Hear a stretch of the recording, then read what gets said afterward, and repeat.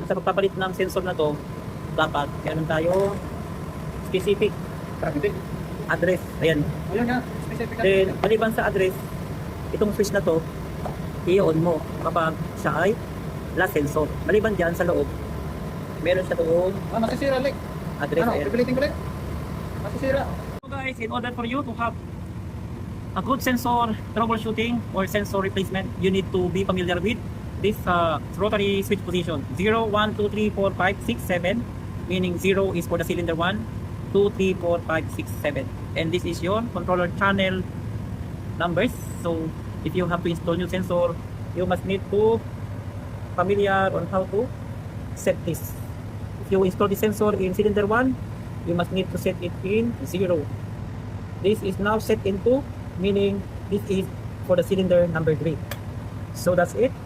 Thank you. Subscribe my YouTube channel. So guys, in here I have number 2, 4 and 5 with higher oil mist values. So I need to do a testing before I'm going to clean the sensor. Just proceed example to test on the sensor number 5. This A5 is for the cylinder 5. There is a value on it down, and you must need to lower down the value on upper part, same with the value appeared in lower portion of this panel, and then you can press enter. Once you press the enter for the testing, you see there is a red light appeared on the number 5. So I have 1, 3, 6 and 7 with lower value. That is good. So this is are all oil mist detectors that I have. I have 7 oil mist detector, and I need to clean the sensor 2, 4 and 5. So I decided to remove the sensor first, number 2, to clean it and check. Clean it with WD-40, and after I cleaning it, I just wash it with the water and then dry with high pressure air, and then I just put back and clean the sensor holders for the number 2, and we are going to test on it. But as I test, nothing happened. The value is still the same. So I installed a new sensor on the cylinder number 2 oil mist sensor. So guys, this is our new oil mist sensor MDSX. I'm going to replace the sensor number 2. So I'm going to first set the address from 0 to 2 by rotating this screw. So we will rotate this wide into number 2. So now this is set in address number 2. Nagsama kayo umakyat? Oh.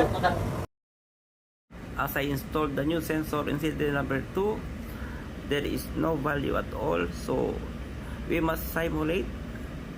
We need to set the setting address by number 2, since this is located on cylinder number 2. But as you can see, there is 2 flashing red light on 2 and 3. There is 2 flashing red, meaning this has the same addresses, and as you can check on it, there is no any value. So as you may take note that if you want to make addresses for the cylinder number 2, don't set the selector addresses by 2. You must need to set it by 1, so you can have correct and specific address for the cylinder number 2. Ilang sensor meron tayo? 7 lang. 7. Enter. Initialize. Ngayon ka lang ng gaya. 3, 4, 5, 6. C. Kailangan ko lang this. Balik sa side.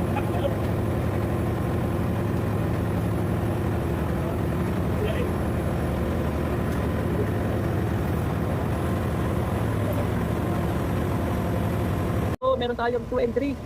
Same address yan. Bawasan ko pa ng isa yung number 2 para maging 2. Pag blinking yung dalawa, ibig sabihin, dalawang sensor, parehas ng address. To do initial reset simulations, just press the mode, select initial reset, press enter, select OK, select one engine, reduce sensor from 16 to 6 sensors, and then press enter. As you can see, once you press the enter, the sensor 1, 2, 3, 4, 5, 6 is flickering with red lamp, meaning the sensor 1 to 6 are all okay. This is how initial reset is being done. Kaya ang problema pag naka-flashing ang 1 at naka-2, ibig sabihin, meron sila parehas na address. Yung value, okay naman. Chip, pasok. Ito. I-reset natin siya. Mode. Initial reset. Ito, initial reset. Enter. Initial set. Try. Okay. Okay. Engine 1.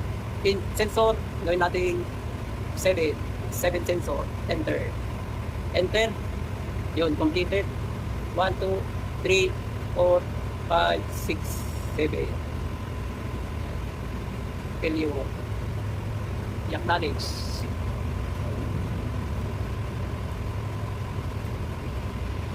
So to correct, the address selector must need to be set to number 1 in order for you to initiate the sensor number 2 for the cylinder number 2, so you cannot have the same addresses.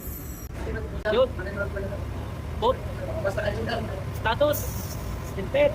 Makisuyo ako sige, pakita Is alarm. yung dati para Makikita nyo yung level. Ano yung gawin Yung level. i-crack lang. Oh, may level. O 0. Value 0, 0. Division, negative 002. Yan yung number 1. Number 2, 007. Division, active type. Pwede nila yung value. 3, 0, yung value. 002. Dito kayo, kasi pa kayo nagtatangan. Oh, 1 yung level. 069, 007. Hindi pa na nalinisan. Voices, focus na lang inantay na lang mag-ilit eh. Yun. Value, 1 bar. Yun. Kaya. I-acknowledge natin. Nakasabot. Oh. Initial reset. Okay.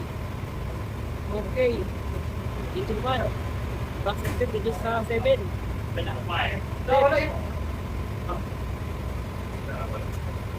5, 6, 7. Okay. Ganyan ba talaga yan? Tapos, initial reset, 15 seconds. 1, 2, 3, 4. Set.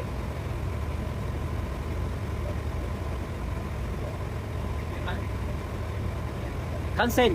Wala. Completed. Yun.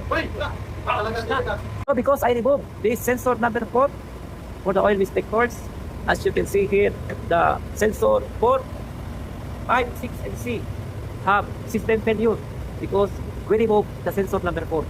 But still, the 1 to 3 has no fault alert because the loop from 1 to 2 and 2 to 3 is still complete, and the loop from 4 to C is incomplete. So I'm going to put it back. We clean it well. We will see what will happen. Guys, nakuha sa linis. Yan, ginamitan lang natin ng WD-40 at saka hugas ng tubig. Shout out dyan. Shout out. Oh, yan, ang number 1 subscriber.